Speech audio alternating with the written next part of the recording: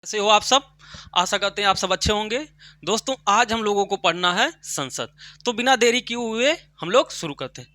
संसद शुरू करने से पहले आपको लोकतंत्र के बारे में बता दूं थोड़ा सा। आपने पढ़ा होगा कि लोकतंत्र, ठीक है ना, लोकतंत्र। आपको पता होगा कि लोकतंत्र के अंग हैं। कौन कौन से अंग है बाबू? एक है विधायिका। कौन है? एक है विधायिका। एक का नाम विधायिका, दूसरे का नाम है बाबू कार्यपालिका। क्या है? कार्यपालिका। पालिका। दूसरे अंक का नाम कार्यपालिका। तीसरे अंक का नाम आप है न्यायपालिका। न्यायपालिका। चौथे अंक के रूप में देखा जाता है बाबू मीडिया को। किसको? मीडिया को। चौथा अंक क्या है लोकतंत्र का? मीडिया। अब लोकतंत्र होता क्या? जहां जनता चुनाव करती है और अपने में से प्रतिनिधि चुनती है, तो इस प्रकार की व्यवस्था लोकतंत्र कहलाती है। सामान्य तौर पर यह होता है कि जनता के चुने हुए प्रतिनिधि जब शासन व्यवस्था संचालित करते हैं, इस प्रकार की व्यवस्था कहलाती है लोकतंत्र। आज दुनिया में लगभग से सभी देश किस प्रकार की व्यवस्था अपनाए हुए हैं? तो कहोगे लोकतंत्र। आज दुनिया में लगभग अधिकतर देश लोकतंत्र को ही अपनाते हैं, ठीक है। हालांकि कुछ देश ऐसे भी हैं, आपने देखा होगा कि उत्तर कोरिया, और आपने देखा चाइना, रसिया, पाकिस्तान जैसे क्षेत्रों में नाम तो लोकतंत्र का है लेकिन है नहीं, ठीक है ना। क्यूबा है। उसके अलावा और आप देखेंगे अफगानिस्तान में सत्ता पलट गई। तो ऐसे कुछ देश हैं जहां पर अभी सऊदी अरब जैसे देशों में हालांकि लोकतंत्र जैसा कोई माहौल नहीं है। तो आप ऐसे देशों को छोड़ दिया जाए तो बाकी लगभग से सभी देशों में कौन सी व्यवस्था चल रही है? तो लोकतंत्र, जहां जनता चुनाव करती है कौन शासक बनेगा, ठीक है ना। तो इस प्रकार की व्यवस्था ही कहलाती है आपकी लोकतंत्र। अब लोकतंत्र में स्तंभ के रूप में देखे जाते हैं विधायिका को, कार्यपालिका को, न्यायपालिका को और मीडिया को। ये चारों ही पूरे देश की शासन व्यवस्था में एक अहम भूमिका निभाते हैं। जैसे बाबू विधायिका क्या करती है? देश को किस प्रकार संचालन करना है उसके लिए कानून व्यवस्था बनाती है। क्या? विधायिका का कार्य क्या है बाबू? कानून व्यवस्था बनाना। कानून व्यवस्था बनाना, कानून बनाना, विधि बनाना, ठीक है ना, विधि बनाना, ठीक ना। ये कार्य किसका है बाबू? कानून बनाने का कार्य और विधि बनाने का कार्य विधायिका है। कानून बनाती है कि किस प्रकार जनता, भारत की जनता के लिए नियम कानून बना करके उनके सामान्य जीवन से संबंधित पहलुओं को संचालित किया जाए। तो कानून बनाने का कार्य क्या है बाबू? किसका? तो विधायिका का है। इस कानून के आधार पर कार्य करने की जिम्मेदारी किसकी होती है? कार्यपालिका की। किसकी होती है? कार्यपालिका की। जिस प्रकार विधायिका कानून बनाती है उसी कानून के अनुसार आपको कार्य करना पड़ता है। यह काम कौन करता है बाबू? कार्यपालिका करती है। और इस कार्यपालिका अगर विधायिका द्वारा बनाए गए कानूनों का उल्लंघन करती है तो इसे दंड देने का कार्य कौन करता है बाबू? न्यायपालिका करती है। कौन करती है बाबू? न्यायपालिका। मतलब विधि बनाएगा विधायिका और उस विधि के अनुसार कार्य करेगा कौन? कार्यपालिका। अगर कार्य करने में अक्षम हो जाता है, भाई साहब असफल होता है, तो उसे दंड देने का कार्य कौन करता है? न्यायपालिका करती है। इन तीनों की कमियों को उजागर करने का कार्य कौन करता है बाबू? मीडिया। जब विधायिका अच्छे से कार्य नहीं कर पाती है तो कौन बताता हमें? मीडिया बताती है। जब कार्यपालिका अच्छे से कार्य नहीं कर पाती है तो कौन बताता है? मीडिया। जब न्यायपालिका द्वारा निर्णय दिए जाते हैं उन चीजों को प्रकाशित करने का कार्य कौन करता है? जन जन तक पहुंचाने का कार्य कौन करता है? तो कहोगे आप मीडिया। तो इस प्रकार हमारे लोकतंत्र के कितने स्तंभ हो गए बाबू? 4 स्तंभ। कौन था? 4 स्तंभ। सामान्यतः आपको मिलेगा विधायिका, कार्यपालिका और न्यायपालिका लोकतंत्र के 3 अंग होते हैं, लेकिन चौथे अंग के रूप में किसको माना जाता है? मीडिया। तो ये आपको ध्यान में रखना है, ठीक है ना। अब बाबू हमने आपको ये वाला सेगमेंट पढ़ा दिया। कौन सा सेगमेंट? कार्यपालिका वाला। इसके पहले वीडियो में हम लोगों ने देख लिया। इसमें हमने आपको क्या पढ़ा दिया? राष्ट्रपति महोदय पढ़ा दिए, राष्ट्रपति पढ़ा दिए। इसके अलावा हमने आपको उपराष्ट्रपति पढ़ा दिए, उपराष्ट्रपति पढ़ा दिया। उसके अलावा हमने आपको महान्यायवादी पढ़ा दिया, महान्यायवादी पढ़ा दिया। उसके अलावा हमने आपको महाधिवक्ता पढ़ा दिया, महाधिवक्ता पढ़ा दिया। उसके अलावा हमने आपको सीएजी पढ़ा दिया, CAG, controller attorney general of India पढ़ा दिया। उसके अलावा आपको इसमें हमने क्या पढ़ा दिया? मुख्यमंत्री पढ़ा दिया। कौन पढ़ा दिया बाबू? मुख्यमंत्री पढ़ा दिए हैं। तो इस प्रकार जो अहम पद हैं कार्यपालिका के, उन सारे पदों को हमने पहले अब तक पढ़ा चुके हैं। अब बचा है क्या बाबू, विधायिका, कानून बनाने का कार्य बचा है। और कानून बनाने का कार्य हमारी कौन करती है बाबू, संसद करती है। हमारे देश में कानून बनाने का कार्य कौन करता है, संसद करती है। और राज्यों में कौन करता है, तो विधानमंडल करता है। तो हमें आज क्या देखना है बाबू, संसद। तो ये सामान्य सी बातें थी जो संसद तक आने तक हमें जानना जरूरी होता है। तो यहां तक ये आप लोग ध्यान में रखिएगा। अब हम लोग आ जाते हैं अपने संसद पर, ठीक है ना।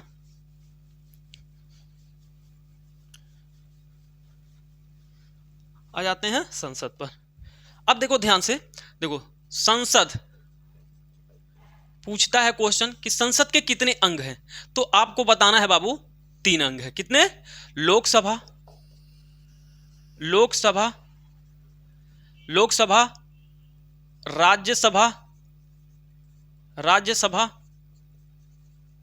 राज्यसभा, और तीसरे अंग के रूप में आपको मिलेगा बाबू आपके राष्ट्रपति। कौन है बाबू, राष्ट्रपति, ठीक है ना। कौन है, राष्ट्रपति हैं। कौन है, राष्ट्रपति हैं। ये आपको ध्यान में रखना है, ठीक है। अब देखो क्या है, जब पूछेगा कि संसद के कितने अंग हैं तो कहोगे 3, लोकसभा, राज्यसभा, राष्ट्रपति। क्या कहोगे, लोकसभा, राज्यसभा और राष्ट्रपति कहोगे। जब कहेगा कि संसद के कितने सदन हैं तो कहोगे लोकसभा एक सदन है और राज्यसभा एक सदन है। तो सदन जब पूछेगा तो बोलना है 2, और जब पूछेगा कितने अवयव, कितने अंग, कितने घटक, तो बताना है 3। पूछा गया क्वेश्चन है कि बताओ संसद में कौन कौन शामिल होता है, तो लोकसभा शामिल होती है, राज्यसभा शामिल होती है और राष्ट्रपति महोदय शामिल होते हैं, ठीक है ना। तो हमें आज पढ़ना क्या, राष्ट्रपति तो हम आपको पढ़ा ही चुके हैं। अब पढ़ना है आपको संसद, और संसद में क्या पढ़ना है, लोकसभा पढ़ना है, राज्यसभा पढ़ना है। तो इसी को हम लोग आगे बढ़ाते हैं। तो ये आप यहां से शुरू करिए, लिखना शुरू करिए। संसद है तो लोकसभा, राज्यसभा और राष्ट्रपति। अब हम लोग पढ़ेंगे लोकसभा और राज्यसभा के बारे में, इनके संपूर्ण एकदम भाई साहब गहराई से अध्ययन करेंगे। तो ये आपको ध्यान में रखना है, ठीक है ना।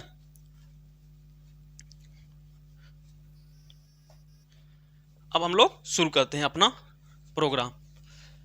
ये सारी चीज़ें तो सामान्य सी बातें हैं, लगभग से आप लोगों को पता भी रहा होगा। अब हम लोग आ जाते हैं संसद के। हमने क्या बताया बाबू, हमें केवल राज्यसभा और लोकसभा पढ़ना है, ठीक है ना। राज्यसभा और लोकसभा, राज्यसभा, और इधर क्या है बाबू, लोकसभा, लोकसभा, ठीक है ना, लोकसभा। संसद के 2 सदन हैं, कौन कौन से, एक है लोकसभा और एक है राज्यसभा। जो संसद का जिक्र है वो आर्टिकल बाबू 79 में लिखा गया है। कहां पर लिखा गया है, आर्टिकल 79 में क्या है, भारत की संसद के बारे में बताया गया। क्या बाबू, भारत की संसद के बारे में। अब आ जाइए 79 के बाद आर्टिकल 80। आर्टिकल 80 में राज्यसभा के बारे में बताया गया है। और आर्टिकल 81 में किसके बारे में, आर्टिकल 81 के बारे में लोकसभा के बारे में बताया गया है, ठीक है ना। आर्टिकल 81 में किसके बारे में बताया गया है, लोकसभा के बारे में, ठीक है ना। तो आपको यह ध्यान में रखना, संसद के बारे में कहां जिक्र किया गया है, आर्टिकल 79 में। और राज्यसभा के बारे में कहां जिक्र किया गया, आर्टिकल 80 में। और लोकसभा के बारे में कहां जिक्र किया गया, आर्टिकल 81 में। ये आपको एकदम रट के पी जाना है, ठीक है ना।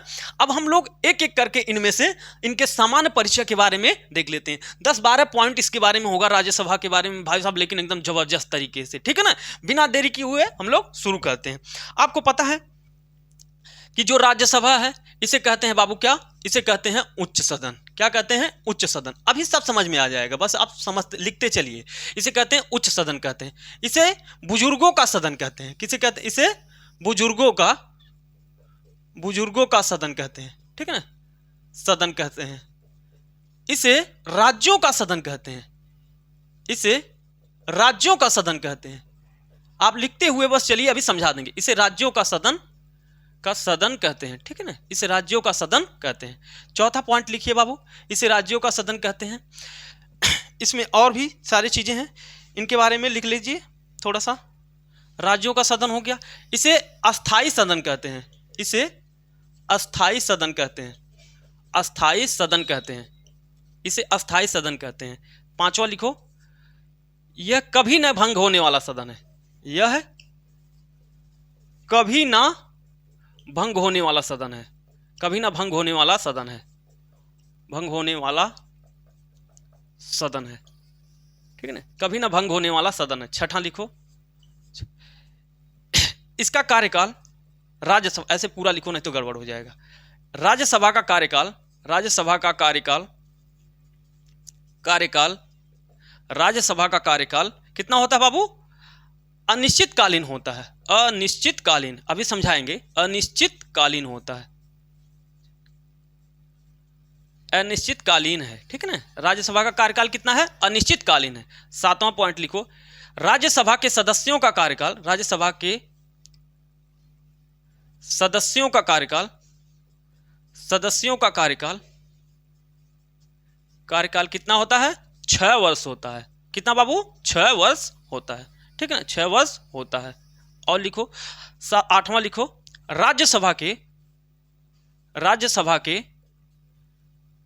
के सदस्य बनने हेतु कम से कम कितना वर्ष होना चाहिए? 30 वर्ष उम्र होना चाहिए, 30 वर्ष उम्र होना चाहिए, ठीक है ना, कम से कम 30 वर्ष उम्र होना चाहिए। 9वां पॉइंट लिखो, आप लिखते हुए चलिए, अभी हम आपको ये सब समझा देंगे। लिखो 9वां लिखो, 9 वर्ष राज्यसभा के, देखो ये जो आरएस ऐसे लिख रहा हूं आपके लिए, ये क्या है? इसे राज्यसभा, ठीक है ना। शॉर्टकट में बार बार राज्यसभा बड़ा बड़ा लिखने से क्या मतलब है? छोटा सा ऐसे आप लोग भी आरएस करके लिखते चलिए, ठीक है ना। राज्यसभा अधिकतर चीजों में आपको ऐसे भी मिल जाएगा, ठीक है ना। राज्यसभा के 1/3 सदस्य, राज्यसभा के 1/3 सदस्य प्रत्येक 2 वर्ष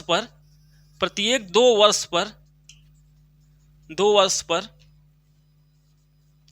सेवानिवृत्त होते हैं,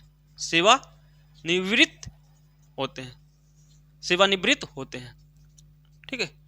लिखते चलिए आप लोग, बस अभी समझा देंगे। सेवानिवृत्त होते हैं। अगला लिखो 10वां पॉइंट, 9वां हो गया, देखिए 9वां। अब लिखिए 10वां पॉइंट, 10वां पॉइंट, राज्यसभा का गठन 3 अप्रैल 1952 को हुआ था, 1952 में हुआ था, ठीक है, हुआ था। राज्यसभा का गठन कब हुआ था? 3 अप्रैल 1952 को। कब बाबू? 3 अप्रैल 1952 को, यह ध्यान रखना, ठीक है ना, 3 अप्रैल 1952 को। 11वां पॉइंट लिखिए, राज्यसभा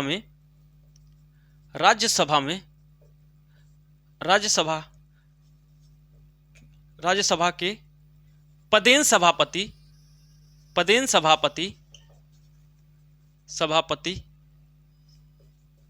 उपराष्ट्रपति होते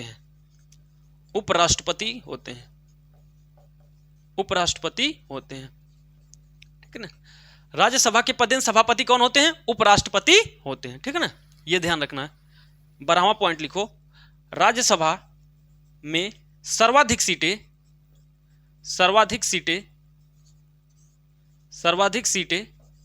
किसकी होती हैं बाबू? सर्वाधिक सीटें उत्तर प्रदेश के हैं,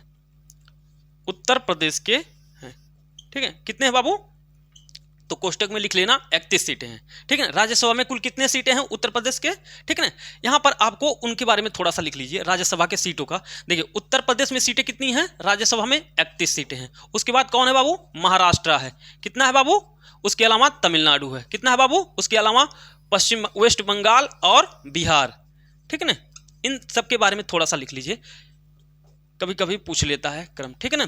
तो महाराष्ट्र में है 19, ठीक है ना, तमिलनाडु में है 18 और वेस्ट बंगाल और इनमें कितना है? 16, ठीक है ना। तो ये राज्यसभा में सीटों के बारे में बताया गया है, ठीक है ना। ये ध्यान रखना है कि राज्यसभा में सीटें कितनी हैं? उत्तर प्रदेश की कितनी सीटें हैं? 31। सर्वाधिक सीटें किसकी हैं? उत्तर प्रदेश की। महाराष्ट्र की कितनी सीटें हैं? 19 सीटें। तमिलनाडु की कितनी हैं? 18। वेस्ट बंगाल और बिहार में कितनी कितनी सीटें? 6। उसके अलावा और एक चीज आप यहीं पर लिख लीजिए, सबसे कम के मामले में थोड़ा सा लिखिए। जैसे कि आपको पता है कि असम को छोड़ करके, असम की कितनी सीटें हैं बाबू? असम में 7 है। असम में राज्यसभा की सीटें कितनी हैं? 7 हैं। कितना है? राज्यसभा की सीटें 7 है। और बाकी नॉर्थ ईस्ट के जितने भी हैं सब में क्या है बाबू? 1-1 है। कितना कितना सीटें? 1-1 है। नॉर्थ ईस्ट के सभी राज्यों में कितना है? 1-1, बस ध्यान रहे, 1-1 सीटें हैं, 1-1 सीटें। जैसे आप मान लीजिए मणिपुर, मेघालय, त्रिपुरा, मिजोरम, इन सब, अरुणाचल प्रदेश, इन सब के बारे में। और उसके अलावा सिक्किम भी 1-1 सीटें हैं, ठीक है ना। असम को छोड़ करके बाकी सभी राज्यों में कितनी सीटें हैं? 1-1। तो ये आपको थोड़ा सा ध्यान में रखना है, ठीक है ना। असम को छोड़ करके। असम में आपको मिल जाएगा 7 सीटें और बाकी सारे में एक एक सीटें आपको मिलेगा, ठीक है ना, ये आपको ध्यान में रखना है। उसके अलावा गोवा भी लिख सकते हो, गोवा में भी 1 सीटें हैं, ठीक है ना, गोवा में कितना सीट है, 1 सीट है, ठीक है ना, गोवा में भी 1 सीट है। और नॉर्थ ईस्ट के सभी राज्यों में कितना है बाबू, 1-1 है। बस असम का ध्यान रखना है, असम का ध्यान रखना है। 7 सिस्टर स्टेट आपको पता है ना, 7 सिस्टर स्टेट नॉर्थ ईस्ट के जो 7 राज्य हैं बाबू, 7 बहनें के रूप में जाने जाने वाले राज्य हैं, उनमें असम में केवल 7 सीटें हैं और बाकी सब में क्या है, 1-1 सीटें। जैसे लिखना चाहिए, अब जगह थोड़ा सा कम है मेरे पास, जैसे आप लिखना चाहें तो लिखिए यहीं पे, जैसे असम को छोड़ करके जैसे अरुणाचल प्रदेश, शॉर्टकट में हम लिख रहे हैं अरुणाचल प्रदेश, अरुणाचल प्रदेश में 1। आज मेघालय में बाबू, मेघालय में भी कितना, 1 सीटें। उसके अलावा त्रिपुरा में कितना बाबू, त्रिपुरा में 1, त्रिपुरा में भी 1 है। और त्रिपुरा, मिजोरम में भी कितना होगा बाबू, उसमें भी 1 है। उसके बाद मेघालय में कितना होगा बाबू, सॉरी मेघालय तो हो गया, अरुणाचल प्रदेश हो गया, मेघालय हो गया, त्रिपुरा, मिजोरम, और उसके बाद नागालैंड में कितना होगा, 1 होगा। 3 2 5, 1 6 और 1 बच गया। उसके अलावा कौन सा बच गया, त्रिपुरा, मिजोरम, मणिपुर, मेघालय, अरुणाचल प्रदेश। उसके अलावा सिक्किम में भी लिख लो, सिक्किम में भी 1 है, ठीक है ना। तो इस प्रकार आपको ये ध्यान में रखना है कि राज्यसभा की सीटें कितनी कितनी हैं, ये आपको ध्यान में रखना है, ठीक है ना। गोवा में कितनी सीटें हैं, 1। उत्तर प्रदेश में 31, महाराष्ट्र में 19, तमिलनाडु में 18, वेस्ट बंगाल में 16, बिहार में 16, असम में 7। उसके अलावा नॉर्थ ईस्ट के सभी राज्यों में क्या बाबू, 1-1 सीटें हैं। उसके अलावा सिक्किम में भी 1 है, गोवा में भी कितनी है, 1 है। तो ये सारी चीजें आपको ध्यान में रखते हुए चलना है, ठीक है ना। तो इन सब चीजों के बारे में कम से कम ये आपका इतना पॉइंट हो गया। अब बाबू लिखो 11 पॉइंट हो गया ना, 12 पॉइंट हो गया, ठीक है ना। सीटों के बारे में भी बता दिए। अब लिखो, इसी में जगह तो नहीं है मेरे पास, यहीं पे लिखो 12वां नंबर, ये 11 हो गया ना, 12वां नंबर लिखो।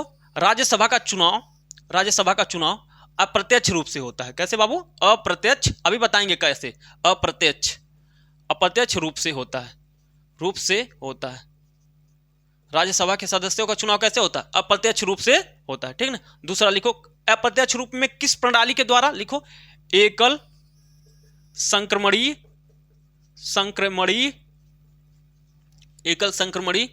आनुपातिक एकल संक्रमणी मत पद्धति द्वारा, एकल संक्रमणी ऐसे लिखो मत पद्धति द्वारा, ठीक है ना, एकल संक्रमणी मत पद्धति द्वारा होता है चुनाव, ठीक है ना। तो क्वेश्चन पूछेगा राज्यसभा के सदस्यों का चुनाव कैसे होता है, प्रत्यक्ष रूप से होता है कि अप्रत्यक्ष, तो आपको जवाब देना है अप्रत्यक्ष रूप में।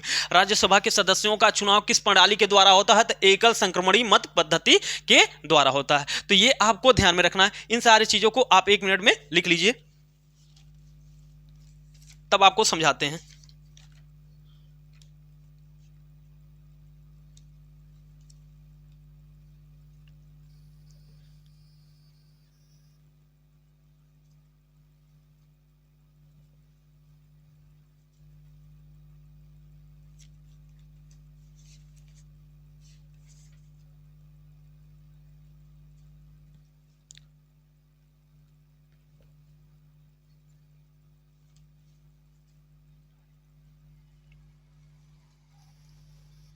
ठीक है, हो गया। और भी इसमें थोड़ा सा ऐड अगर करना चाहें तो आप लिख सकते हैं दिल्ली और पुदुचेरी वाला लिख लीजिए। दिल्ली में कितनी सीटें हैं बाबू, दिल्ली में है 3 सीटें, दिल्ली में 3 सीटें, पुदुचेरी में 1 है, पांडिचेरी पुदुचेरी में 1 सीटें हैं, ठीक ना। ये भी लिख लीजिए, दिल्ली में कितनी सीटें हैं, 3, और पुदुचेरी में कितना है, 1, ठीक ना। अब देखो हम समझा देते हैं आपको थोड़ा सा। देखो उच्च सदन क्यों कहते हैं, उच्च सदन इसलिए कहते हैं क्योंकि इसमें जो व्यक्ति बैठते हैं उनकी उम्र लोकसभा के मुकाबले ज्यादा होता है। जैसे लोकसभा के सदस्यों का उम्र कितना होता है, अभी लिखाएंगे, आप लोग लिखिएगा नहीं। लोकसभा में कितने जो लोकसभा के सदस्य बनते हैं उनकी उम्र कितनी होती है, तो कहोगे उनकी उम्र सर जी 25 साल होती है। कितना, 25 साल होता है। और लेकिन राज्यसभा में जो लोग बैठते हैं उनकी उम्र कितनी होती है, तो उनकी उम्र होती है 30 साल। कम से कम 30 साल तो होना ही चाहिए, ठीक ना। तो मिनिमम उम्र कितना चाहिए, 30 साल चाहिए। और लोकसभा में मिनिमम उम्र कितना चाहिए, 25 साल। तो बताओ ये लोग इससे उच्च हुआ कि नहीं हुआ, इससे ये बड़े उम्र के हुए कि नहीं, तो इसलिए इसे कहा जाता है उच्च सदन। क्या कहा जाता है? उच्च सदन। बुजुर्गों की सदन, क्योंकि भाई साहब सारे लोग वही जाते हैं भाई साहब, वो बुजुर्ग टाइप के, ठीक है ना, उम्र भी ज्यादा है तो इस वजह से इन्हें बुजुर्गों का सदन कहते हैं, क्योंकि इनसे ज्यादा उम्र के इसमें लोग जाते हैं, तो ये ध्यान रखना है। उसके अलावा राज्यों का सदन, इसलिए राज्यों का सदन कहते हैं क्योंकि राज्यों के द्वारा, राज्यों के विधानमंडल के द्वारा क्या किया जाता है बाबू, इन्हें चुन करके भेजा जाता है, ठीक है ना। तो हर राज्य से अलग अलग लोग आते हैं, जैसे हमने आपको बताया ना, ये समझने में आसान हो जाएगा। देखो जैसे उत्तर प्रदेश से कितने लोगों को चयन करके राज्यसभा में भेजा गया? 31 लोगों को। महाराष्ट्र से कितने लोगों को भेजा गया? 19 लोगों को। तमिलनाडु से कितने लोगों को भेजा गया? 18। वेस्ट बंगाल से 16। इसी प्रकार बाकी राज्यों से भी ऐसे भेजे जाते हैं, जैसे आपने देखा पुदुचेरी से, दिल्ली से, आंध्र प्रदेश, मेघालय, तो असम से। इस प्रकार आपने देखा कि सभी राज्यों से क्या आ रहे हैं? चुन के आ रहे हैं। इस वजह से इसे राज्यों का सदन कहते हैं। सभी राज्यों से आकर के कहां बैठते हैं? राज्यसभा में, इसलिए इन्हें राज्यों का सदन कहते हैं। इसे अस्थाई सदन कहते हैं, क्योंकि भाई साहब राज्यसभा कभी भंग नहीं हो सकती है, ठीक है ना, राज्यसभा कभी भंग नहीं होती है, इस वजह से इसे क्या कहते हैं? इसे कहते हैं बाबू अस्थाई सदन कहते हैं। कभी ना भंग होने वाला सदन है। क्या बाबू? कभी ना भंग होने वाला सदन है, तो ये आपको ध्यान रखना है। जब अस्थाई है तो भाई साहब जाहिर सी बात है, तो कब भंग होगा नहीं करता है कभी, इसलिए इसे अस्थाई सदन या कभी ना भंग होने, जो अस्थाई सदन है उसी का विस्तार है, कभी ना भंग होने वाला सदन, ठीक है। राज्यसभा का कार्यकाल अनिश्चितकालीन होता है। जैसे आपने पता होगा कि लोकसभा का कार्यकाल क्या होता है। लोकसभा आज बैठी, पहला सत्र शुरू हुआ तो पहले सत्र से लेकर के 5 साल तक वो बनी रहती है, तो लोकसभा का कार्यकाल कितना है? 5 साल फिक्स है। लेकिन राज्यसभा का कार्यकाल कभी फिक्स नहीं है, वो अनिश्चितकालीन है भाई साहब, कभी राज्यसभा भंग नहीं हो सकती। तो इसलिए आपको ध्यान में ये बातें रखना है कि जब राज्यसभा कभी भंग नहीं होती है तो इसका कार्यकाल भी निश्चित नहीं होगा। दूसरा बाबू, लेकिन राज्यसभा का कार्यकाल फिक्स नहीं है, ये ध्यान रखना। लेकिन राज्यसभा में जो बैठने वाले व्यक्ति हैं उनका कार्यकाल फिक्स है। उनका कार्यकाल कितना है बाबू? 6 वर्ष लिखा है। कितना लिखे हमने? कि राज्यसभा में जो लोग बैठेंगे उनका कार्यकाल तो फिक्स है। तो ये आपको ध्यान में रखना। जब भी क्वेश्चन पूछेगा कि राज्यसभा का कार्यकाल कितना है, तो कहना है अनिश्चितकालीन, अर्थात हमें पता नहीं है कितना है, ठीक है ना, किसी को नहीं पता है, फिक्स नहीं है। जब फिक्स नहीं है तो बताएंगे कैसे बाबू, ठीक है ना, तो लिखना है क्या? अनिश्चितकालीन है, ठीक है ना भाई साहब। और दूसरा, जब पूछेगा कि राज्यसभा में जो लोग सदस्य बने हैं उनका कार्यकाल कितना है, तो आपको जवाब देना है 6 वर्ष। कितना बाबू? 6 वर्ष। अब भाई साहब जब ये भंग नहीं होता तो इनके सदस्य निकलते कैसे हैं? तो हर 2 वर्ष पे राज्यसभा के जितने भी मेंबर हैं उनका 1/3 सदस्य क्या हो जाते हैं? बाहर निकाल दिए जाते हैं, अर्थात उनको काम करने से मुक्ति मिल जाती है। उन्हें कहते हैं सेवानिवृत्त, अर्थात अपना सेवा दे चुके। ये हर 2 वर्ष पे क्या होता है? चुनाव व्यवस्था संचालित होती है। तो ये ध्यान रखना, हर 2 वर्ष पे क्या होता है बाबू?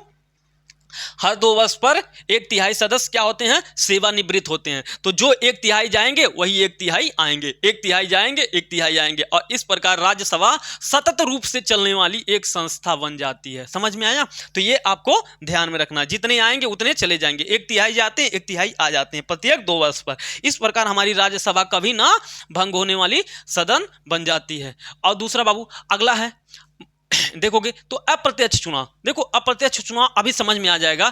एकल संक्रमणीय मत प्रणाली अभी आपको बताएंगे, जब लोकसभा वाला चुनाव बताएंगे तो आपको यह भी समझ में आ जाएगा। अप्रत्यक्ष का मतलब होता है जहां जनता खुद चुनती है वहां प्रत्यक्ष होता है, जहां जनता नहीं चुनती है उसे कहते हैं अप्रत्यक्ष। तो जो राज्यसभा के सदस्य होते हैं, कभी आपने उनके लिए वोट देने नहीं गए होंगे। आपने जिन प्रतिनिधियों को वोट दिया था, जिन विधायकों को वोट दिया था, उन विधायकों ने अपने आधार पर क्या किया? राज्यसभा का सदस्यों का चयन कर लिया, चुनाव कर लिए। तो इस प्रकार की व्यवस्था क्या कहलाई बाबू? क्या कहलाई? इस प्रकार की व्यवस्था अप्रत्यक्ष प्रणाली कहलाई। इसमें एक ही व्यक्ति को वोट नहीं बल्कि सभी क्रम में दिया जाता है। इस वजह से इस व्यवस्था को एकल संक्रमणीय मत पद्धति के रूप में जाना जाता है। राष्ट्रपति के चुनाव में हमने ये वाली पूरी बाकायदा आपको बताया था, तो वहां पर जा करके आप देख सकते हैं, ठीक है ना, क्योंकि अगर इस पर लग जाएंगे तो फिर हमारा ज़्यादा टाइम इस पर वेस्ट हो जाएगा, तो इसलिए हमें थोड़ा सा जल्दी करना पड़ेगा। और राज्यसभा का गठन कब हुआ था बाबू? तो 3 अप्रैल 1952 को हुआ था। ये आपको ध्यान में रखना है, ठीक है ना। राज्यसभा का गठन कब हुआ? 3 अप्रैल 1952 को हुआ था। राज्यसभा के पदेन सभापति कौन होते हैं? उपराष्ट्रपति। अर्थात पदेन का मतलब होता है कि जो भाई साहब उपराष्ट्रपति बनेगा वही क्या बन जाएगा? राज्यसभा का अध्यक्ष बन जाएगा। कौन बन जाएगा बाबू?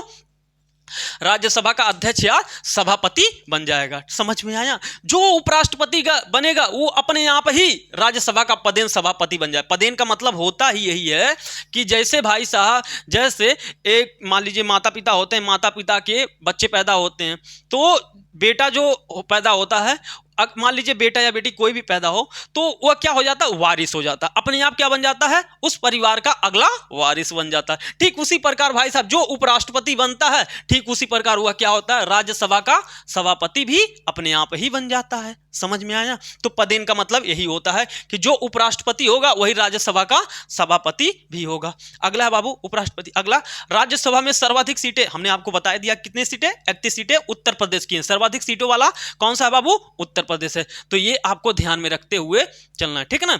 उसके अलावा हमने आपको सीटों के बारे में थोड़ा सा ब्यौरा दे दिया, ठीक है ना। इसके अलावा चलो एक बार हम आपको और तीव्र गति से रिवीजन करते हैं। संसद आर्टिकल 79 में लिखा गया है, राज्यसभा के बारे में आर्टिकल 80 में लिखा गया है, लोकसभा के बारे में आर्टिकल 81 में लिखा गया है। राज्यसभा क्या होती है? उच्च सदन होती है, बुजुर्गों की सदन होती है, राज्यों का सदन होता है, इसे अस्थायी सदन कहते हैं, कभी ना भंग होने वाला सदन है। राज्यसभा का कार्यकाल अनिश्चितकालीन है, लेकिन राज्यसभा के सदस्यों का कार्यकाल 6 वर्ष होता है। उसके अलावा राज्यसभा के सदस्य बनने हेतु कम से कम 30 वर्ष होना चाहिए। राज्यसभा के 1/3 सदस्य प्रत्येक 2 वर्ष पर सेवानिवृत्त होते हैं, अर्थात हर 2 वर्ष पर चुनाव होता है।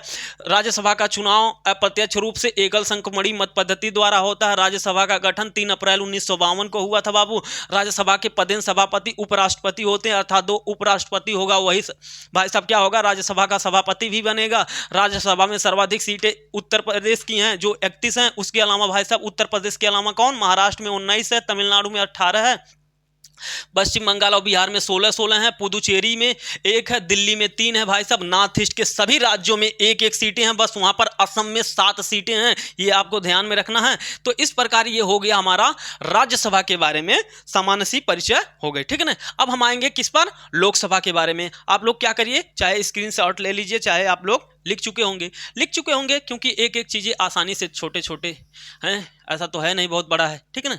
तो ये आपको ध्यान में रखना है।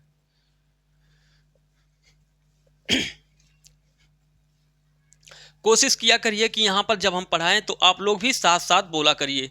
ऐसे बोलेंगे तो क्या होगा कि इसमें बहुत सारी चीज़ें आपको यहीं पर याद हो जाएगा। अब आप सोचेंगे कि लिख लेंगे, लिखने के बाद घर जाएंगे, घर याद करेंगे, मतलब घर पर ही होंगे, लेकिन कहने का मतलब है कि फिर लिख लेंगे, फिर लिखने के बाद किसी दिन पढ़ेंगे, याद करेंगे, तो फिर ये आपसे थोड़ा सा उतना बेहतर तरीके से काम नहीं करता ये वाला फार्मूला, क्योंकि लिखा हुआ चीज़ फिर आप खोलेंगे तब तक बहुत टाइम लग जाता है, ठीक है ना। अब हम लोग चलते हैं, कुछ नहीं करना है, जो आपने वहाँ पढ़ा राज्यसभा के बारे में उसका उल्टा करते चलो। देखो वहाँ पर उच्च सदन है तो लोकसभा क्या हो जाएगी बाबू? निम्न सदन हो जाएगी। क्या हो जाएगी? निम्न सदन हो जाएगी। लोकसभा क्या हो जाएगी? निम्न सदन हो जाएगी। तो ये आपको ध्यान में रखना है, ठीक ना। यहाँ से हम लोग लिखते हैं, पहला लोकसभा के बारे में लिखते हैं। लोकसभा इधर क्या था? राज्यसभा उच्च सदन थी, तो ये क्या हो जाएगा?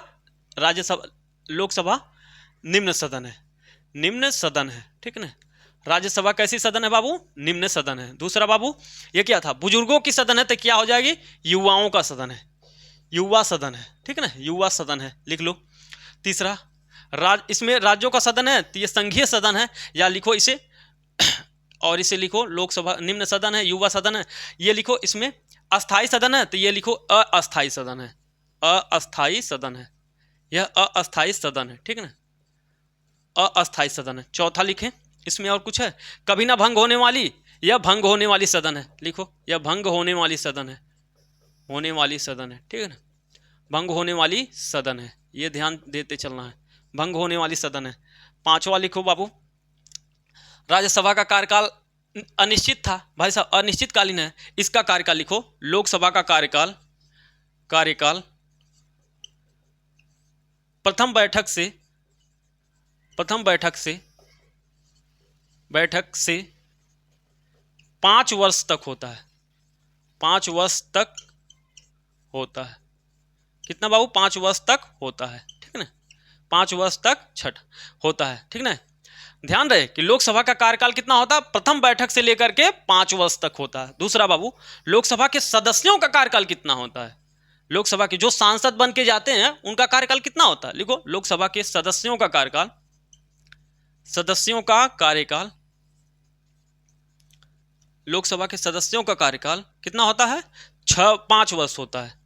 5 वर्ष होता है। कितना होता है? 5 वर्ष होता है। तो लोकसभा और राज्यसभा के बारे में अंतर क्या मिला आपको? यहां पर कितना है? संसद के राज्यसभा के सदस्यों का कार्यकाल 6 वर्ष है और यहां पर लोकसभा के सदस्यों का कार्यकाल 5 वर्ष है। अब यही आपको ध्यान में देते हुए चलना है, ठीक है ना? क्या देना बाबू कि यहां बाबू क्या है? यहां 5 वर्ष है और वहां कहा कितना था? 6 वर्ष था। तो ये सारी चीजें आपको ध्यान में होना चाहिए, ठीक है ना? ये सब बातें ध्यान में रहना चाहिए, ठीक है ना? अर्थात इनका कार्यकाल कितना हो जाएगा? 5 वर्ष। इनका चुनाव भी तब कितने समय पे होगा? 5 वर्ष के अंतराल पर इनका चुनाव भी होगा। तो ये सब चीजें आपको थोड़ा सा ध्यान देते हुए चलना है, ठीक है ना? ऐसा नहीं है कि मतलब आप बस एक ही चीजें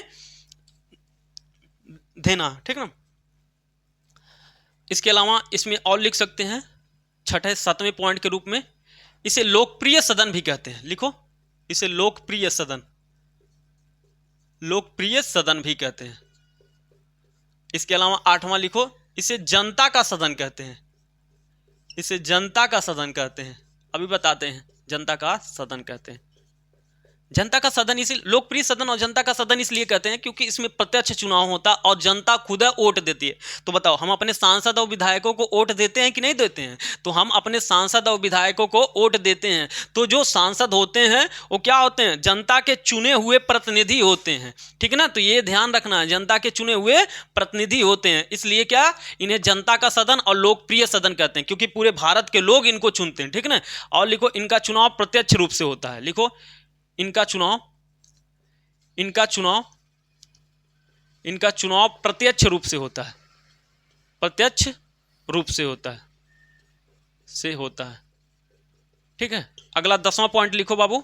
10वां पॉइंट हो जाएगा आपका लोकसभा का सदस्य बनने के लिए, लोकसभा का सदस्य बनने के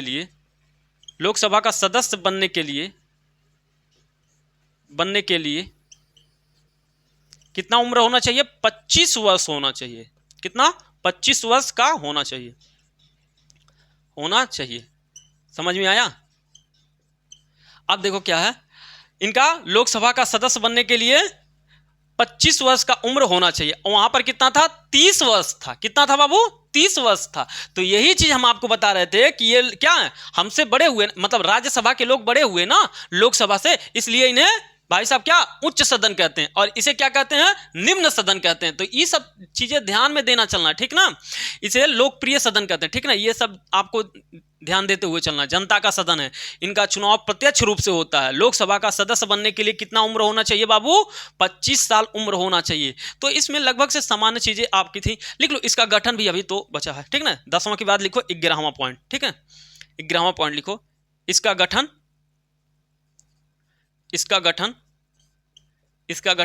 कैसे याद करना है? देखो, इसका गठन यहां पर क्या था, हमने क्या लिखा था? अच्छा, खत्म कर दिए। यहां पर लिखाए थे हमने कि 3 अप्रैल, क्या लिखाए थे? 3 अप्रैल। तो 3 के बाद 13 कर लो उसे। इसका गठन 13 अप्रैल 1952 में हुआ था। 3 अप्रैल के बाद इसे, जैसे ये 3 अप्रैल में हुआ था राज्यसभा और लोकसभा 3 के बाद इसे 13 कर लो, ठीक है ना? 13 अप्रैल 1952 को गठन हुआ था। 13 अप्रैल 1952 को गठन हुआ था। जल्दी से लिख लीजिए, फिर एक बार आपको समझा देते हैं।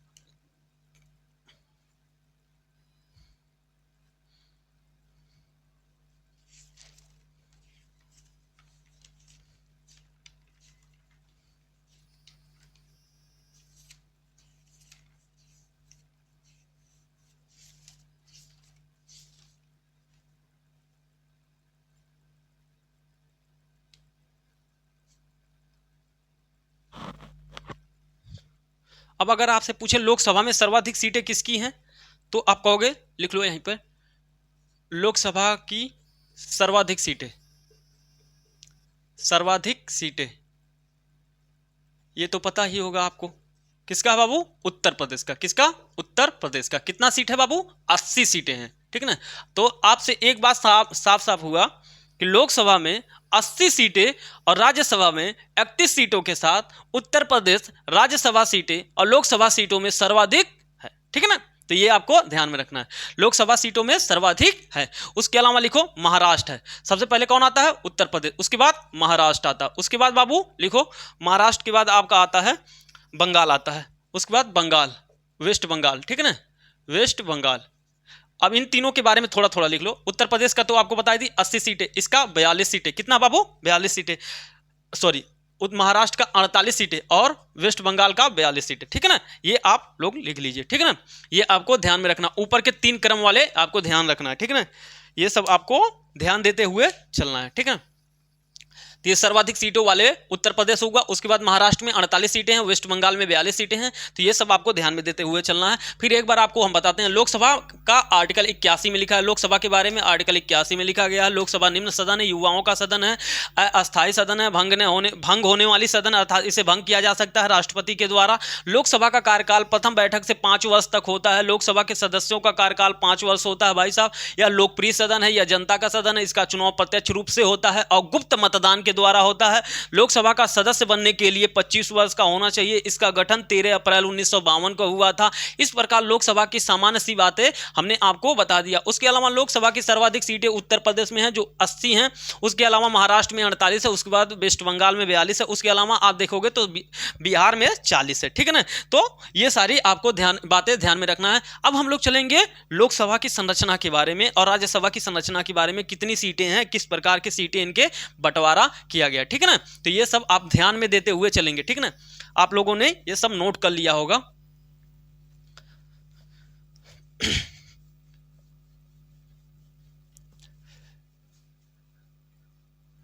आप लोग बताइए कितनी सीटें हैं लोकसभा में वर्तमान में, और ये सब पूछता है कि वर्तमान में कितने हैं और मैक्सिमम कितना हो सकता है। इस प्रकार के सवाल संख्या को लेकर के आता है, तो हम लोग बिना देरी किए उसको देखेंगे, ठीक है ना। जैसे आपको पता होगा कि ये कैसे कैसे पूछता है, जैसे लोकसभा की संरचना के बारे में पूछता है, तो आपको ये ध्यान में रखना है, ठीक है ना। अब एक चीज हम थोड़ा सा आपको बताते हैं पूरा मिटा करके, क्योंकि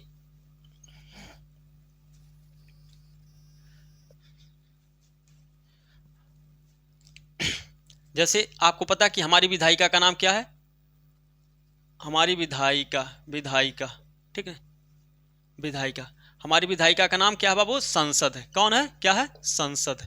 क्या है? संसद।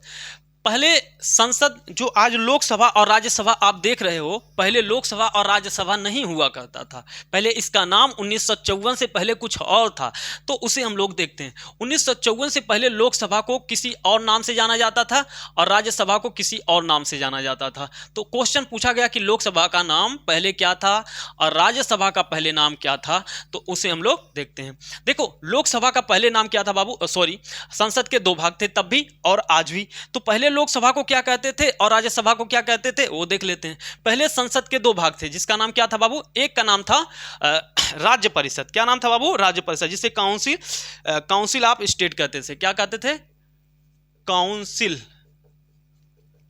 काउंसिल ऑफ स्टेट कहते थे। क्या कहते थे? स्टेट कहते थे। इसे ही राज्य परिषद के रूप में जाना जाता था। इसे ही राज्य परिषद के रूप में, यही पूछा था, ठीक है ना, राज्य परिषद के रूप में जाना जाता था। क्या जाना जाता था? राज्य परिषद के रूप में, ठीक ना, जाना जाता था। और दूसरा क्या था? हाउस ऑफ कॉमन्स था। क्या था बाबू? हाउस ऑफ कॉमन्स था। हाउस ऑफ कॉमन्स, ठीक ना, हाउस ऑफ कॉमन्स के रूप में था, ठीक ना। विधायिका, संसद, हमारी विधायिका का नाम बाबू संसद है। संसद का पहले नाम क्या था बाबू? संसद के 2 भाग थे, हाउस ऑफ स्टेट और House of Commons. House of State और House of Commons. House of State जो था उसे राज्य परिषद के रूप में जाना जाता था, यह भी ध्यान रखना है। लेकिन 1954 के बाद, पहले हमारे संसद के 2 भाग थे और आज भी 2 भाग हैं, ठीक ना। तो 1954 में क्या हुआ? 1954 में नाम परिवर्तित कर दिया गया। नाम परिवर्तित कर दिया गया। क्या कर दिया गया बाबू? नाम परिवर्तित कर दिया गया, ठीक है ना, नाम परिवर्तित कर दिया गया। और नाम परिवर्तित करने के बाद बाबू क्या हुआ?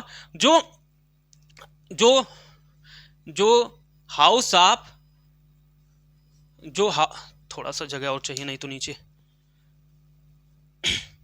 जो राज्य परिषद या house of council of state था, इसे राज्यसभा कर दिया गया, इसे राज्यसभा कर दिया गया। और जो हाउस ऑफ कॉमन्स था इसे कर दिया गया बाबू लोकसभा। क्या कर दिया गया बाबू? लोकसभा कर दिया गया। क्या कर दिया गया? लोकसभा कर दिया गया। क्या नाम कर दिया गया बाबू? लोकसभा कर दिया गया। 1954 में नाम परिवर्तित कर दिया गया, ठीक है ना, ये आपको ध्यान में रखना है, ठीक है ना, ये आपको ध्यान में रखना है। पहले हमारी विधायिका का नाम क्या है बाबू? संसद। हमारी विधायिका का नाम संसद है। संसद के दो भाग थे, पहले भी और आज भी। कितने सदन थे? 2, ठीक ना। आपको वो बता चुके हैं, वो वाला दिमाग नहीं लगाना। जब पूछेगा सदन तो सदन वाला लगाना है, और जब पूछेगा कितने अवयव हैं तो अवयव वाला लगाना है, ठीक ना। तो संसद के 2 सदन थे, एक का नाम था काउंसिल ऑफ स्टेट और दूसरे का नाम था हाउस ऑफ कॉमन्स था, ठीक है ना, हाउस ऑफ कॉमन्स था। ध्यान से देखना, पूछा गया क्वेश्चन है। हमारी विधायिका का नाम संसद। संसद के कितने भाग? 2 भाग। कितने सदन? 2 सदन। कितने सदन बाबू? 2 सदन। एक सदन का नाम है बाबू काउंसिल ऑफ स्टेट और दूसरे का नाम था हाउस ऑफ कॉमन्स। लेकिन 1954 में इनका नाम परिवर्तित कर दिया गया, और परिवर्तित करके क्या कर दिया गया? काउंसिल ऑफ स्टेट का नाम बदल दिया गया राज्यसभा के रूप में, और हाउस ऑफ कॉमन्स का नाम परिवर्तित कर दिया गया लोकसभा के रूप में। तो ये आपको ध्यान में रखना कि नाम परिवर्तित कब किया गया था, और नाम परिवर्तित करने के बाद इनका नाम क्या रखा गया था, ठीक है ना, ये ध्यान में रखना है। तो उसके अलावा अब देखते हैं राज्यसभा और लोकसभा के संरचना के बारे में, ठीक है ना, संरचना के बारे में कि कितने सदस्य होते हैं, ठीक है ना। अब आपको पता है कि लोकसभा और राज्यसभा के बारे में 2 तरीके से प्रश्न पूछता है। एक तो पूछता है कि बताओ मैक्सिमम कितने सदस्य राज्यसभा में हो सकते हैं, कितने सदस्य हो सकते हैं, मैक्सिमम सदस्य राज्यसभा में कितने हो सकते हैं, और वर्तमान में कितने हैं, कितने हैं बाबू? वर्तमान में कितने सदस्य हैं। ठीक उसी प्रकार लोकसभा के बारे में भी हमको पढ़ना होता है कि मैक्सिमम कितने सदस्य हो सकते हैं, मैक्सिमम सदस्य कितने होते हैं, ठीक है ना। लेकिन 2019 में एक परिवर्तन किया गया था, तो मैक्सिमम के संदर्भ में यहाँ 2 बार मैक्सिमम हमको पढ़ना है। और वर्तमान में कितने हैं बाबू, ठीक है ना, वर्तमान में लोकसभा में कितने सदस्य होते हैं, ठीक है ना। तो ये हमको ध्यान देते हुए चलना है। अब देखो क्या करना है, राज्यसभा के बारे में हम लोग शुरू करते हैं, देखते हैं। तो राज्यसभा के बारे में आपको पता है कि कितने सदस्य मैक्सिमम हो सकते हैं, तो आप कहोगे 250 सदस्य। कितने मैक्सिमम सदस्य कितने होते हैं? 250। कितने बाबू? 250 सदस्य, ठीक है ना। मैक्सिमम कितने होते हैं? 250 सदस्य, ठीक है। लेकिन इस 250 सदस्यों में से बाबू 101 होता है 12 सदस्य। कौन होता है? 12 सदस्य। अब ये जो 250 सदस्य हैं, उनमें से 12 सदस्यों को कौन नियुक्त करता है? तो राष्ट्रपति मनोनीत करता है, ठीक है ना। तो 12 सदस्यों को कौन मनोनीत करता है? राष्ट्रपति, ठीक है ना, राष्ट्रपति महोदय। और बचे कितना बाबू? अब कहोगे आप बचा सर जी 238, ठीक है ना, सही है ना, 238। तो 238 होगा ना, 38 39 40 10 50, हाँ ठीक है। बचा कितना? 238, ठीक है ना। मैक्सिमम सदस्य कितने हो सकते हैं? देखो ध्यान देने वाले कि मैक्सिमम कितना राज्यसभा में हो सकता है, तो आप कहोगे 250। 250 सदस्यों में से कितने सदस्यों को राष्ट्रपति मनोनीत कर सकता है? तो कहोगे 12। अधिक से अधिक कितना मनोनीत कर सकता है राज्यसभा में? 12 सदस्यों को मनोनीत कर सकता है भाई साहब। और बाकी 238 सदस्य कितने होंगे? राज्यों से आएंगे, राज्य अपने अपने यहां से भेजेंगे। जैसे हमने आपको बताया ना कि उत्तर प्रदेश से 31 सदस्य जाएंगे, बताया ना, नॉर्थ ईस्ट के सभी राज्यों से एक, असम से 7 जाएगा, बताया ना आपको। उसके अलावा महाराष्ट्र से आपको बताया कि 19 जाएगा, वेस्ट बंगाल और आपको बिहार से बताया कि 16 सदस्य आएंगे। तो वो बाकी जो 238 सदस्य हैं बाकी राज्यों से आएंगे, ठीक है ना, राज्य विधान परिषद चुन करके भेजेगी, ठीक है ना। तो ये ध्यान रखना है कि 238 सदस्य कहां से आएंगे? राज्यों से आएंगे, ठीक है ना। तो अब 12 सदस्य कौन होंगे? राष्ट्रपति मनोनीत करेगा, ठीक है ना। इन 238 में भी अगर आप सोचोगे तो हमने राज्य क्या बताया कि केंद्र शासित प्रदेश आपको बताया कि दिल्ली से कितने? 3 सदस्य आएंगे, और एक कौन आएगा बाबू? एक सदस्य पुदुचेरी से आएगा। तो ठीक है, ये भी आपको ध्यान में रखना। अब वर्तमान में कितने हैं? ये तो हो सकता है संविधान में इतने से ज्यादा सदस्य राज्यसभा में नहीं हो सकते, ये ध्यान में रखना कि मैक्सिमम 250 से अधिक सदस्य नहीं हो सकते। लेकिन वर्तमान में कितना है राज्यसभा में, ये भी क्वेश्चन आपसे पूछा जाता है। तो वर्तमान में आप कहोगे सर जी वर्तमान में कितना है? आप कहोगे 245। कितना बाबू? 245 सदस्य। कितना? 245 सदस्य। अब इस 245 में फिर आपको दो तरीके से बांटना है। 245 में आप पहले तो 12 निकाल दो, 12 निकाल दिए। क्यों? क्योंकि 12 मनोनीत करता है कौन? राष्ट्रपति महोदय मनोनीत करते हैं। तो बचा कितना? आप इसमें से 5 में से 1 जाएगा तो 3 बचेगा, 5 में से 2 जगह 3, 4 में से 1 गया तो 3, अर्थात 233। राज्यों से और केंद्र शासित प्रदेशों से कितने सदस्य आएंगे? 233 सदस्य हैं। और 12 सदस्य कौन मनोनीत करता है? राष्ट्रपति मनोनीत करता है। ठीक है ना, राष्ट्रपति मनोनीत करता है। तो ये बात आपको ध्यान में रखना है। अब मनोनीत ये जो 12 सदस्य हैं किस आधार पे करता है? किस आधार पे, किसको वह मनोनीत करता है? तो कला के क्षेत्र में, साहित्य के क्षेत्र में, समाज सेवा के क्षेत्र में और विज्ञान के क्षेत्र में, इन चारों क्षेत्रों से 12 लोगों को राष्ट्रपति मनोनीत करके भेजता है। कितने लोगों को? 12 लोगों को। तो ये आपको ध्यान में रखना है। ठीक है ना, यहीं पे जगह थोड़ा सा कम है लेकिन लिख लो, लिख लो ये। अच्छा अभी लिखा देंगे, ठीक है, पहले लिख लेते हैं, पूरी संरचना बना लेते हैं। ठीक है ना, 12 सदस्य। अब बाबू देखो क्या है, अब लोकसभा के बारे में आ जाओ। लोकसभा के बारे में, अब लोकसभा में कुल कितने मैक्सिमम हो सकते हैं? तो आप कहते थे सर जी 552 सदस्य। कितने? 552 सदस्य। कितने सदस्य थे? 552 सदस्य। और इन 552 सदस्यों में से बाबू क्या होता था? 530 सदस्य, 530 सदस्य, उसके बाद 20 सदस्य, उसके बाद 2 सदस्य। ऐसे संरचना थी। 530 सदस्य कहां से आते थे बाबू? तो कहोगे राज्यों से। जैसे उत्तर प्रदेश से कितने लोग गए थे? 80 सीटें थी। ठीक ना, तो 80 लोग गए होंगे। उसी प्रकार यूटी से, मतलब 28 राज्य और 8 केंद्र शासित प्रदेश जो हैं वहां से कितने आएंगे? 8 आते थे। कितने बाबू? सॉरी, 8 केंद्र शासित प्रदेश अर्थात यूटी, मतलब यूटीज। ठीक ना, यूटीज मतलब केंद्र शासित प्रदेशों से कितने आएंगे? केंद्र शासित प्रदेशों से 20 लोगों का चयन होगा। ठीक ना, 20 लोग आएंगे चुन करके। ठीक ना, 20 लोग चुन करके आएंगे। कहां से? केंद्र शासित प्रदेशों से। और ये 2 लोग कौन थे बाबू? एंग्लो इंडियन थे। अभी ये क्या होते हैं?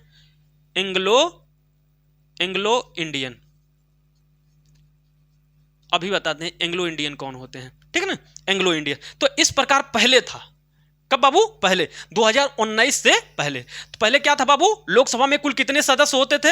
552 सदस्य होते थे। कितने सदस्य होते थे? 552 सदस्य होते थे। 552 सदस्य में 530 सदस्य कहां से आते थे चुन करके? 530 सांसद कहां से आएंगे? राज्य से। 20 सदस्य कहां से आएंगे? केंद्र शासित प्रदेश से। और 2 लोग कहां से आएंगे? एंग्लो इंडियन को कौन भाई साहब मनोनीत करता था? राष्ट्रपति के द्वारा। राष्ट्रपति। ठीक ना, 1 मिनट देखते हैं नीचे कट तो नहीं गया ना?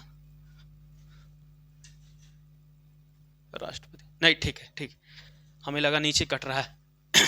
तो 2 सदस्यों को कौन चुनता था? राष्ट्रपति चुनते थे। कौन चुनते थे बाबू? राष्ट्रपति महोदय चुनते थे। ठीक है ना, राष्ट्रपति चुनते थे, 2 लोगों को मनोनीत करते थे। ठीक है ना, तो ये था। पहले क्या था? 2019 से पहले वाली बात बता रहे हैं, क्योंकि अभी जल्दी परिवर्तन हुआ इसलिए इसे भाई बता रहे हैं। मैक्सिमम सदस्य 552। भाई साहब 552 सदस्यों में 530 सदस्य, 530 सांसद कहां से बन के आएंगे? राज्यों से। 20 सांसद कहां से आएंगे? केंद्र शासित प्रदेशों से। 2 सांसद जो एंग्लो इंडियन के रूप में है उन्हें कौन मनोनीत करेगा? राष्ट्रपति मनोनीत करेगा। अब एंग्लो इंडियन कौन है अभी बता देते हैं। तो एंग्लो इंडियन क्या था? जैसे देखो, माता पिता 2, देखो माता इंडियन हो, माता इंडियन हो, पिता यूरोपीय हो, यूरोपीय हो। ठीक ना, तो यूरोपीय हो। इनसे जो पुत्र होगा, इनसे जो पुत्र होंगे या पुत्री होंगे वो क्या कहलाएंगे बाबू? पुत्र या पुत्री। इनसे जो बच्चा पैदा होगा वो क्या कहलाएगा? एंग्लो इंडियन कहलाएगा। क्या कहलाएगा बाबू? Anglo Indian. ठीक है ना, एंग्लो इंडियन कहलाएगा। ठीक है ना, एंग्लो इंडियन कहलाएगा। ये आपको ध्यान में रखना। क्या? माता क्या होगा? इंडियन हो, पिता यूरोपीय हो, तो इनसे जो बच्चे पैदा होंगे वो क्या कहलाएंगे? Anglo Indian. तो इनके लिए 2 सीटें आरक्षित थी। कितना बाबू? 2 सीटें आरक्षित थी 2019 से पहले। लेकिन 2019 में एक संविधान संशोधन होता है, 104वां संविधान संशोधन। कौन सा बाबू? 104वां संविधान संशोधन। कौन सा? 104वां संविधान संशोधन होता है। और इस संशोधन के द्वारा ये दो सीटें राष्ट्रपति मनोनीत करता था 2 एंग्लो इंडियन को, ये वाली प्रथा क्या कर दी गई? समाप्त कर दी गई। क्या कर दिया गया बाबू? समाप्त कर दिया गया। यहीं पे लिख लेते हैं, थोड़ा सा यहीं पे लिख लेते हैं। 104वां लिखो, 104वां कॉन्स्टिट्यूशन अमेंडमेंट 2019 के द्वारा क्या किया गया? क्या किया गया? एंग्लो इंडियन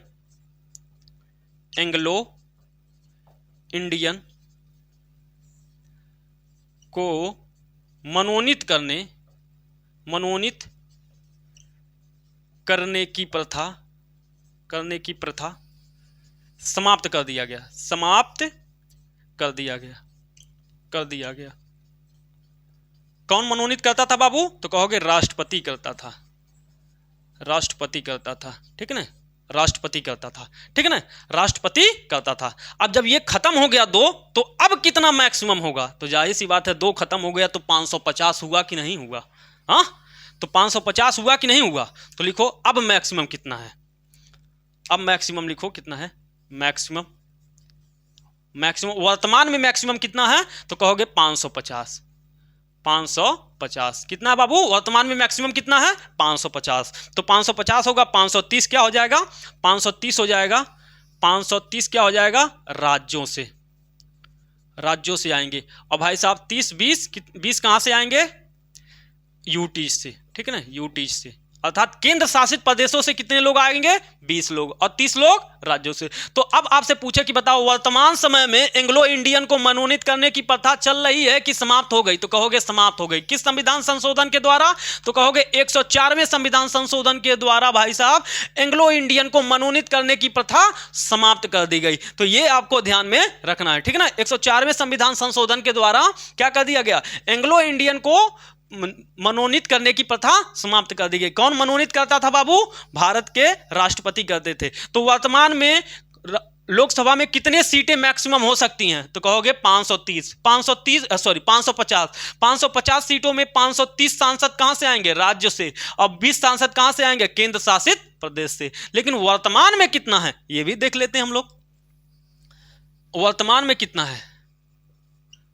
वर्तमान में कितनी सीटें? वर्तमान में कितना है? ठीक है ना, तो लिखो 545 पहले था, अब हो गया 543, 44, 45, क्योंकि 2 एंग्लो इंडियन क्या हो गए? समाप्त हो गए। क्या हो गया बाबू? 2 एंग्लो इंडियन समाप्त हो गए। अब इनमें से आप देखोगे तो क्या होगा? 530 कहां से? राज्यों से। और कितना बचा? 30, 10, 40, 3, 43, 13। तो ये हो जाएगा स्टेट। ऐसे लिखो, राज्य लिख लो सीधे। राज्यों से आएंगे, और ये कहां से आएंगे? यूटीज से। ठीक है ना, केंद्र शासित प्रदेशों से। ये आपको ध्यान में। वर्तमान में कितने सीटें हैं? 543। वर्तमान में लोकसभा में कितने सीटें हैं? 543। 530 सदस्य कहां से आएंगे? राज्यों से। 13 सदस्य कहां से आते हैं? केंद्र शासित प्रदेशों से। तो इस प्रकार की ये पूरी संरचना हुई। एक बार आप लोग चाहे इसे ये अभी तो एक चीज बता है ना कि ये 12 वाला जो राष्ट्रपति मनोनीत करता है, किस किस क्षेत्र से मनोनीत करता है ये भी लिख लो यहीं पे। कौन करता है ये तो बता दिए ना। मनोनीत करता है, राष्ट्रपति करता है, किस क्षेत्र से करता है ये लिख लो यहीं पे। लिखो यहीं पे लिखो, कला साहित्य, समाज सेवा और विज्ञान। इन 4 क्षेत्रों से कितने लोगों का चुनाव होता है? कितने लोगों का चयन होता है? तो 12 लोगों का चयन होता है। यह ध्यान रहे, क्वेश्चन भी पूछा गया है। ठीक है ना, ये आपको ध्यान में रखना है। किन किन क्षेत्रों से 12 लोगों का चयन होता है? तो कला के क्षेत्र से, साहित्य के क्षेत्र से, समाज सेवा और विज्ञान के क्षेत्र से। कितने लोगों का? तो 12 लोगों का होता है। ठीक है ना, कितने लोगों का? तो 12 लोगों का चयन होता है। तो ये आपको ध्यान में रखना है। अगर आपसे पूछ ले कि बता इन 12 लोगों का चयन किस आर्टिकल के तहत होता है, तो लिख लो इन 12 लोगों का चयन आर्टिकल 83 के तहत होता है। कितने तहत? किस आर्टिकल के तहत होता है बाबू? लिख लो आर्टिकल 83 के तहत इनका चुनाव होता है। इनका मनोनयन होता है। आर्टिकल 83 के तहत क्या होता है? इनका मनोनयन राष्ट्रपति करता है। आर्टिकल 83 के तहत इन 12 सदस्यों को राज्यसभा में राष्ट्रपति मनोनीत करता है। ध्यान रहे, आर्टिकल 83 के तहत राष्ट्रपति इन 12 सदस्यों को मनोनीत करता है। तो ये आपको ध्यान में रखना है। ठीक है ना, ऐसा नहीं कि भूल जाना है। अब एक बार आपका एक स्क्रीनशॉट कर लीजिए या लिख लीजिए, 1 मिनट का टाइम है।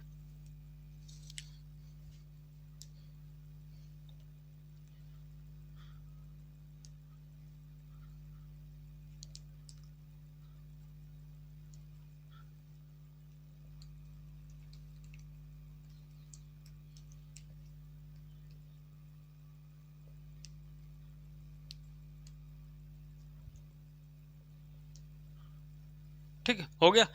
ठीक है, अब देखो आप लोग एक बार पूरा पूरा रिवीजन 1 मिनट के अंदर आपका कराते हैं। देखो हमारी विधायिका का नाम क्या है बाबू? संसद है। क्या नाम है? संसद। संसद को पहले क्या नाम से, संसद के 2 सदन थे, उनका पहला नाम क्या था? काउंसिल ऑफ स्टेट और काउंसिल हाउस ऑफ कॉमन्स। आगे चल के 1954 में क्या हुआ बाबू? काउंसिल ऑफ स्टेट को राज्यसभा के रूप में जाने जाने लगा और हाउस ऑफ कॉमन्स को किस नाम से जाने जाने लगा? लोकसभा के रूप में जाने जाने लगा। भाई साहब राज्यसभा की संरचना के रूप में देखते हैं तो 2 रूपों में हमको बात करना होता है, एक लोकसभा मैक्सिमम और एक वर्तमान में। तो लोकसभा में वर्तमान में कितने सदस्य हैं? 250 हैं, जिनमें से 238 सदस्य राज्य विधान परिषदों और विधानसभा के द्वारा क्या करते हैं? चुन करके आते हैं। और भाई साहब 12 सदस्यों को राष्ट्रपति मनोनीत करता है आर्टिकल 80(3) के तहत बाबू, ठीक है ना। वर्तमान में कितने हैं बाबू? तो वर्तमान में कहोगे कि 245 सदस्य हैं राज्यसभा में और 233 क्या हैं? राज्यों के द्वारा, राज्यों से आए हुए हैं। अब 12 सदस्यों को राष्ट्रपति मनोनीत किया है। किस किस क्षेत्र से मनोनीत किया है बाबू? तो कहोगे कला, साहित्य, समाज सेवा और विज्ञान क्षेत्र से बाबू क्या होता है? इनका चयन होता है। आप पूछोगे कि जो ये सचिन तेंदुलकर थे इनका कैसे चयन हुआ होगा? इसमें तो कोई नहीं, तो आप कला के क्षेत्र से, कला भी क्या, क्रिकेट भी एक प्रकार का कला है। तो बाकी कलाकार जैसे एक्टर वक्टर जो होते हैं ना, सिंगर उंगर, उनको भी क्या होता है कि राज्यसभा का सदस्य बनाया जाता है। तो वो कला ही क्षेत्र से आते हैं, ठीक है ना। वो किस क्षेत्र से आते हैं बाबू? कला क्षेत्र से। उसके अलावा इसी तरह हम लोग देखेंगे लोकसभा के बारे में। तो लोकसभा की संरचना वर्तमान में देखो 2 प्रकार का मैक्सिमम यहाँ मिला। मैक्सिमम सदस्य कितने हैं, फिर यहाँ भी मैक्सिमम सदस्य कितने हैं। तो ये हुआ क्या था, ये मामला ये था कि मैक्सिमम सदस्य पहले क्या था? 552 मैक्सिमम सदस्य लोकसभा में हो सकते थे, जिसमें से 530 सदस्य राज्यों से सांसद बनते थे और 20 सांसद क्या थे? केंद्र शासित प्रदेशों से बनते थे, जिनमें से 2 सदस्य क्या थे? एंग्लो इंडियन थे। एंग्लो इंडियन कौन थे बाबू? जिनके माता इंडियन हो और पिता यूरोपीय, उनके बाद जो इनके शादी करने के बाद जो बच्चा पैदा होता था बाबू, क्या था वह बच्चा क्या कहलाता था? एंग्लो इंडियन के रूप में जाना जाता था, ठीक ना। तो लेकिन 2019 में 104वां संविधान संशोधन के द्वारा जो राष्ट्रपति 2 एंग्लो इंडियन को लोकसभा में मनोनीत करता था, यह परंपरा समाप्त कर दी गई। यह सब परंपरा समाप्त करने के बाद बाबू बचा कितना आया? जब 2 समाप्त हो गया, 2 कम हो गया, तो बचा कितना? 550। तो 550 में वर्तमान में लोकसभा में कुल कितने अधिकतम सीटें हो सकती हैं? तो 530 राज्यों से आएंगे और 20 केंद्र शासित प्रदेशों से, ये मैक्सिमम के संदर्भ में। लेकिन वर्तमान में लोकसभा में कितनी सीटें हैं? तो कहोगे 543, जिसमें से 530 राज्यों से आए हैं और 13 केंद्र शासित प्रदेशों से। तो इस प्रकार हमारी पूरी विधायिका हो गई। अब हम लोग देखेंगे कि आपको पता है कि राज्यसभा के एक पीठासीन अधिकारी होते हैं जो पूरे सदन को संचालित करने का कार्य करते हैं। ठीक उसी प्रकार लोकसभा के एक पीठासीन अधिकारी होते हैं जो पूरे सदन को संचालित करने का कार्य करते हैं। इनके इधर राज्यसभा के पीठासीन अधिकारी को सभापति कहते हैं और लोकसभा के पीठासीन अधिकारी को कहते हैं लोकसभा अध्यक्ष कहते हैं, ठीक ना। इस तरह हम लोग लोकसभा अध्यक्ष और थोड़ा सा इनके बारे में देखेंगे। उसके अलावा हम थोड़ा सा आपको बताते हैं आप प्रोटेम स्पीकर के बारे में, ठीक ना। तो ये सारे क्वेश्चन आपसे पूछा गया है, तो अभी ये आप लोगों ने लिख लिया होगा, फिर हम लोग आगे बढ़ते हैं, ठीक ना।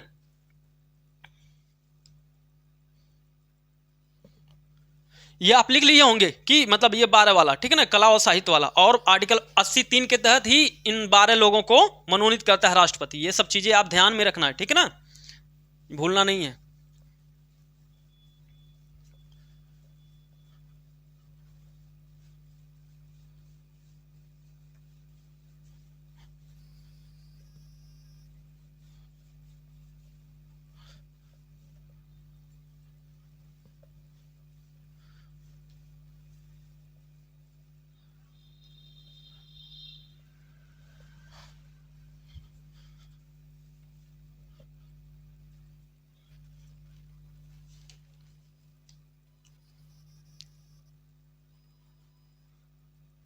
अब लिखो, जैसे देखो ये पूरा भारत है, ठीक है ना, ये पूरा भारत है। पूरे भारत से सांसद चुन के आएंगे 543, कितने? 543, ठीक है।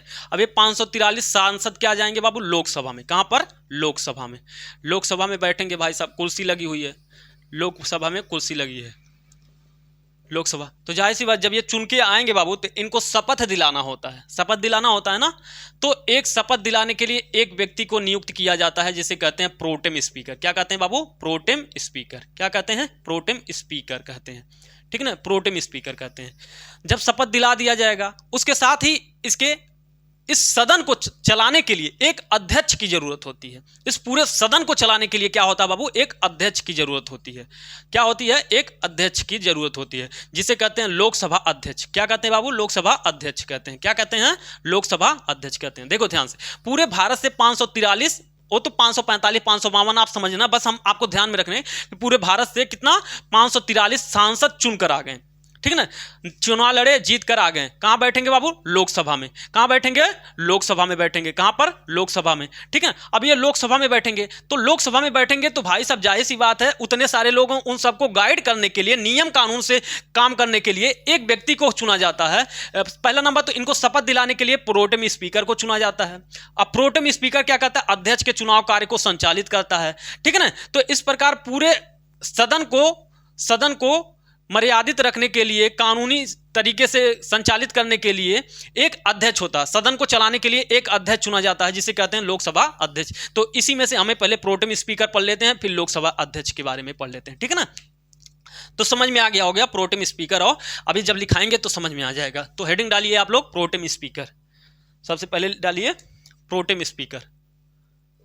प्रोटेम स्पीकर क्या होता है, प्रोटेम स्पीकर के बारे में, ठीक है। प्रोटेम स्पीकर, देखिए प्रोटेम स्पीकर क्या है बाबू, अस्थायी, लोकसभा में अस्थायी अध्यक्ष होता है। पहले तो इसकी लिखिए, ये इसकी नियुक्ति राष्ट्रपति करता है। इसकी नियुक्ति कौन करता है बाबू, राष्ट्रपति करते हैं। राष्ट्रपति करते हैं, ठीक है ना, राष्ट्रपति करते हैं। समझ में आ गया पहला पॉइंट। अब देखो यहीं पर एक चीज नोट करके लिखना है कि जो लोकसभा के सदस्य होते हैं, संसद के सदस्य होते हैं, इनको शपथ राष्ट्रपति के समक्ष लेना होता है। या तो राष्ट्रपति के समक्ष लेंगे, या राष्ट्रपति द्वारा किसी व्यक्ति को अगर कहा है कि भाई साहब आप जाकर के शपथ दिला दो, तो उसके संदर्भ में शपथ लेना है। समझ में आया, या तो राष्ट्रपति या राष्ट्रपति द्वारा मनोनीत व्यक्ति के समक्ष शपथ लेना होता है, ठीक है ना। ये आपको ध्यान में रखना है कि लोकसभा के सदस्यों को भी शपथ कौन दिलाता होगा, किसके समक्ष लेते हैं, तो कहोगे राष्ट्रपति के समक्ष लेते हैं, ठीक है ना। तो प्रोटेम स्पीकर के बारे में, तो इसकी नियुक्ति राष्ट्रपति करता है, ठीक है ना, राष्ट्रपति करता है। अगला पॉइंट लिखो प्रोटेम स्पीकर के बारे में, अगला लिखो, यह है नवनिर्वाचित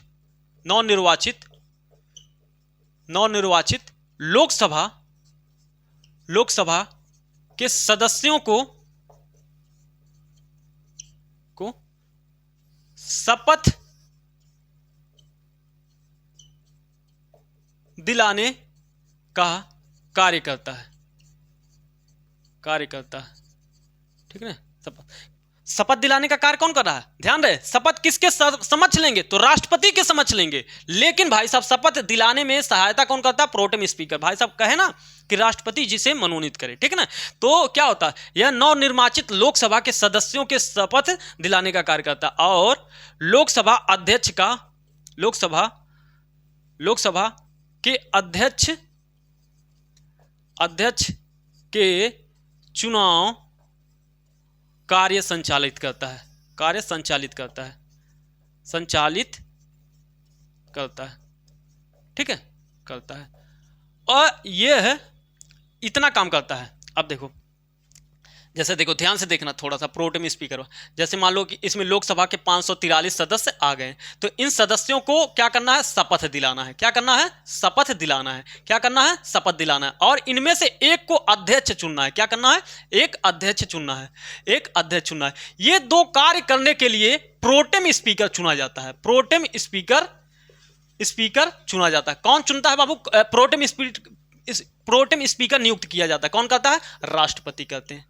ये दो राष्ट्रपति कार्य करने के लिए राष्ट्रपति प्रोटेम स्पीकर को चुनते हैं, नियुक्त करते हैं, और ये प्रोटेम स्पीकर क्या करेगा, इनको सबको शपथ दिलाएगा और इनमें से एक अध्यक्ष को चुनने का कार्य अध्यक्ष चुनाने का कार्य करता है। अब ये दो काम जैसे हो जाता है, वैसे प्रोटेम स्पीकर का पद समाप्त हो जाता है। वैसे प्रोटेम स्पीकर का पद समाप्त हो गया। क्या राष्ट्रपति जैसे जैसे नई वाली लोकसभा आई तो उन लोकसभा के सदस्यों को शपथ दिलाने का कार्य करता है और उनमें से एक को अध्यक्ष चुनने का कार्य करवाता है। मतलब ये अकेले नहीं करता, पूरी सभा करती है, लेकिन उसमें सबसे ज्यादा योगदान किसका होता है? उसको संचालित करने का कार्य कौन करता है? प्रोटेम स्पीकर करता है। कौन करता है बाबू? प्रोटेम स्पीकर करता है। जब ये दोनों काम संपन्न हो जाते हैं तो प्रोटेम स्पीकर का पद अपने आप समाप्त हो जाता है। समझ में आ गया? तो प्रोटेम स्पीकर का पद समाप्त हो जाता है। ठीक है ना, ये आपको ध्यान में रखना है। तो वही चीज हम आपको लिखाएं, ठीक है ना, ये सब आपको ध्यान में रखना। अब लिखो लोकसभा अध्यक्ष, लोकसभा का अध्यक्ष, लोकसभा अध्यक्ष। ठीक है, इसका कार्य क्या होता है? पूरी लोकसभा है ना, अब बता दिए ना कि यह पूरा लोकसभा है, लोकसभा है। इन्हीं लोकसभा में से 545 में से एक आदमी को अध्यक्ष बनाया जाता है। बस सिंपल सा मतलब, उसे लोकसभा अध्यक्ष कहते हैं। इसमें का ही बहुत रॉकेट साइंस है बाबू, कुछ नहीं रॉकेट साइंस है। ठीक है ना, ये आपने कार्य संचालित होता है। यहां तक हो गया होगा, यहां लिख लो, संचालित करता है। ठीक है, हो गया।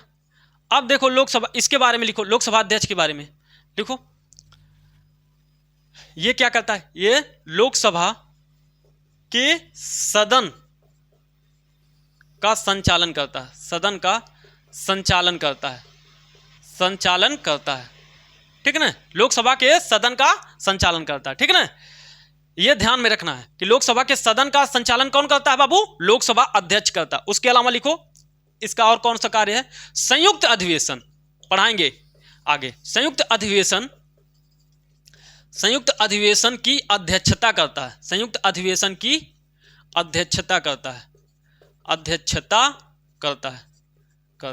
ठीक है ना, संयुक्त अधिवेशन किस में लिखा है और संयुक्त अधिवेशन के तहत लोकसभा अध्यक्षता करता है। ये आर्टिकल दोनों बताना तो भाई साहब आप लोग कि किस किस आर्टिकल में लिखा है संयुक्त अधिवेशन। ठीक है ना, और संयुक्त अधिवेशन कौन बुलाता है ये भी आपको बताना है। संयुक्त अधिवेशन का मतलब होता है बाबू लोकसभा और राज्यसभा मिलकर एक के साथ बैठ करके भाई साहब कोई कानून पारित करे। तो इस प्रकार का जब अधिवेशन होगा तो इसकी अध्यक्षता कौन करता है? तो लोकसभा अध्यक्ष करता है। कौन करता है? लोकसभा प्रेसिडेंट करता है, लोकसभा अध्यक्ष करता है। ठीक है ना, अगला लिखो बाबू, कौन सा विधेयक धन विधेयक है ये कौन निर्धारित करता है? लोकसभा अध्यक्ष करता है। लिखो अगला, धन विधेयक को परिभाषित करना, परिभाषित करना, भाषित करना। ठीक है, धन विधेयक को परिभाषित करना। उसके बाद निर्णायक मत देना, निर्णायक मत देना, निर्णायक मत देना। ठीक है, मत देना। ठीक है, निर्णायक मत देना। अब निर्णायक मत क्या है बाबू? निर्णायक मत का मतलब है बाबू कि जब कोई प्रस्ताव, मान लीजिए यह प्रस्ताव है तो जाहिर सी बात है प्रस्ताव पारित करने के एक पक्ष होगा, एक विपक्ष होगा, एक पक्ष एक विपक्ष होगा। ठीक है ना, मान लो कि भाई साहब अब क्या हो कि मान लो कि बच्चों का स्कूल फीस माफ, आज के बाद स्कूल में बच्चों के लिए फीस नहीं लगेगा, इसके लिए एक प्रस्ताव लाया गया। तो कुछ लोग इसके पक्ष में होंगे, कुछ लोग इसके विपक्ष में होंगे। मान लो बाबू 100 जने इसके पक्ष में और 100 जने इसके विपक्ष में होंगे, तो बताओ ये प्रस्ताव हुआ कभी पारित होई? नहीं। तो इस स्थिति में जब बराबर हो जाता है मत, तो क्या करता है? लोकसभा अध्यक्ष किसी एक पक्ष के प्रति क्या करेगा? अपना मतदान करता। जाहिर सी बात है किसी पक्ष में वोट करेगा जीत जाएगा, पक्ष में करेगा तो पक्ष वाला जीत जाएगा, विपक्ष में करेगा तो विपक्ष वाला जीत जाएगा। इसी को कहते हैं निर्णायक मत देने का अधिकार। ठीक है ना, तो जब ऐसी स्थिति आ जाती है जहां पर दोनों बराबर हो जाता है पक्ष विपक्ष, तो वहां कौन सा वोट देता है बाबू? निर्णायक मत लोकसभा। पूछा गया क्वेश्चन कि बताओ निर्णायक मत कौन देता है? कौन देता है? तो कहोगे लोकसभा अध्यक्ष देता है। कौन देता है? लोकसभा अध्यक्ष देता है। निर्णायक मत देने का अधिकार किसको है? लोकसभा अध्यक्ष को। तो ये सब ध्यान में रखना है। ठीक है ना, अगला देखो बाबू, निर्णायक मत देने का अधिकार किसको है? धन विधेयक परिभाषित करता है लोकसभा अध्यक्ष। उसके अलावा और देखें, एक है दल बदल अधिनियम के तहत, लिखो दल बदल अधिनियम के तहत सदस्यों को अयोग्य घोषित करता है, अयोग्य घोषित करता है। अब ये क्या है बाबू? देखो पहले क्या था ना, अभी भी याद देखते हो कि संसद में ससुरा इधरिया से उधरिया भाग जाते हैं। पलटू चाचा का नाम तो सुनबे करे हो कि इधर से उधर, जहां ससुरा खोआ मिलता है उधर है भाग जाते थे। तो पहले एक को सांसद भाग जाते थे, ससुरा जैसे एक मिला लालच देता था, इधर से उधर चला जाता था, इस पार्टी से उस पार्टी। तो उस चीज को इधर से मतलब ये पलटू वाला काम करने, पलटूपन को रोकने के लिए बाबू एक अधिनियम आया था, दल बदल अधिनियम। इस अधिनियम के तहत अगर कोई अकेले सांसद इस पार्टी से दूसरे पार्टी में जाता है छोड़ करके, तो भाई साहब जिस पार्टी से चुनाव लड़ा है दूसरे पार्टी में अगर जाएगा तो बाबू क्या होगा, उसे अयोग्य घोषित किया जाएगा। लेकिन अयोग्य घोषित करने का कार्य कौन करता है? लोकसभा अध्यक्ष करता है। तो पूछेगा क्वेश्चन कि दल बदल अधिनियम के तहत सदस्यों को अयोग्य घोषित करने का कार्य किसका है? तो लोकसभा अध्यक्ष का। कौन है बाबू? लोकसभा अध्यक्ष का। तो ये आपको ध्यान में रखना है, ठीक है ना, लोकसभा अध्यक्ष का। उसके अलावा एक हो ही गया संयुक्त अधिवेशन। उसके अलावा लिख लो सदन का संचालन हो गया। हाँ, सदन का संचालन हो गया, लिख लो। एक और लिख लो, आपको तो पता है लोकसभा की अध्यक्षता करना, अध्यक्षता करना, लोकसभा की अध्यक्षता करना, अध्यक्षता करना, इसका कोई ज़रूरत नहीं है, बस लिखा दिए, ठीक है ना। ये तो पता ही है लोकसभा अध्यक्ष कभी से हम बता रहे हैं। एक बार फिर से देखो लोकसभा अध्यक्ष के बारे में। लोकसभा के सदन का संचालन करने का काम किसका होता है? लोकसभा अध्यक्ष का। संयुक्त अधिवेशन की अध्यक्षता कौन करता है? लोकसभा अध्यक्ष करता है। धन विधेयक है कि नहीं, इसको कौन परिभाषित करता है? तो लोकसभा अध्यक्ष करता है। निर्णायक मत देने का अधिकार किसका है? तो कहोगे लोकसभा का है सर जी। उसके अलावा दल बदल अधिनियम के तहत किसी व्यक्ति को अयोग्य घोषित करने का कार्य भी कौन करता है? तो लोकसभा अध्यक्ष करता है। और लोकसभा की अध्यक्षता भी कौन करता है भाई साहब? तो कहोगे लोकसभा अध्यक्ष करता है। तो ठीक है, ये सारे प्रावधान इसके हैं, ठीक है ना।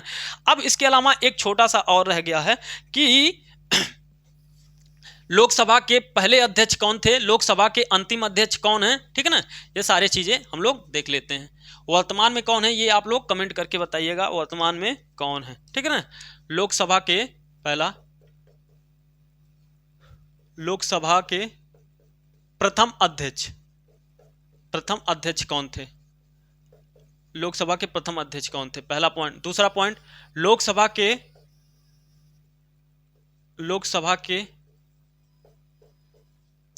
की प्रथम महिला अध्यक्ष, प्रथम महिला अध्यक्ष, प्रथम महिला अध्यक्ष कौन है? लोकसभा की प्रथम महिला अध्यक्ष कौन है, ठीक है ना। लोकसभा की प्रथम महिला अध्यक्ष कौन?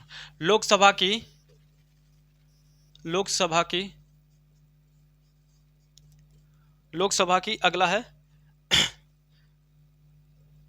लोकसभा की प्रथम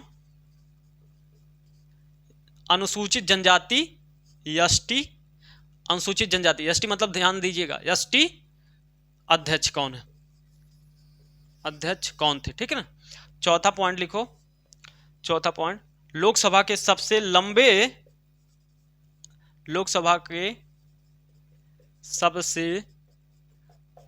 अधिक समय तक अध्यक्ष कौन थे? अध्यक्ष कौन थे? इनमें से आपको कितने पॉइंट पता है? ये चारों पॉइंट पूछा जाता है, इनमें से आपको कौन कौन सा पॉइंट पता है, ठीक है ना। आप बताइए, इनमें से रोक करके आप बताइए कि इनमें से कौन कौन से आपको पता है। लोकसभा का अध्यक्ष कौन होता है? प्रथम अध्यक्ष कौन थे? तो आप कहोगे जीवी मालवंकर। कौन बाबू? जीवी मालवंकर। कौन थे? जीवी मालवंकर, ठीक है ना। जीवी मावलंकर, ठीक है ना। कौन थे? लोकसभा के प्रथम अध्यक्ष कौन थे? जीवी मावलंकर।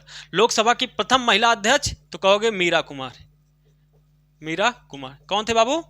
मीरा कुमार। कौन थे? मीरा कुमार। आप कहोगे लोकसभा के एसटी अध्यक्ष कौन थे? तो आप कहोगे कि सर जी पीए संगमा, कौन थे बाबू? पीए संगमा। कौन थे? पीए संगमा। कौन थे? पीए संगमा। आप कहोगे कि लोकसभा के सबसे अधिक समय तक अध्यक्ष कौन थे? तो आप कहोगे बलराम जाखड़, बलराम जाखड़। कौन थे? बलराम जाखड़। कौन थे बाबू? बलराम जाखड़। जीवी मावलंकर, मीरा कुमारी, पीए संगमा और बलराम जाखड़। ये 4 लोगों का नाम आपको याद होना चाहिए, ठीक है ना। ये 4 लोगों का नाम आपको याद होना चाहिए। लोकसभा के प्रथम अध्यक्ष डीवी मालवंकर और लोकसभा के प्रथम महिला अध्यक्ष तो मीरा कुमारी। लोकसभा के प्रथम अनुसूचित जनजाति अध्यक्ष कौन थे, तो पीए संगमा थे। और लोकसभा के सबसे अधिक समय तक अध्यक्ष कौन बने, तो बलराम जाखड़ थे। ये आपको ध्यान में रखना, ठीक है ना। बलराम जाखड़ थे, लगभग 9-10 वर्ष तक ये बने रहे, तो ये आपको ध्यान में रखना, ठीक है ना। एक मिनट थोड़ा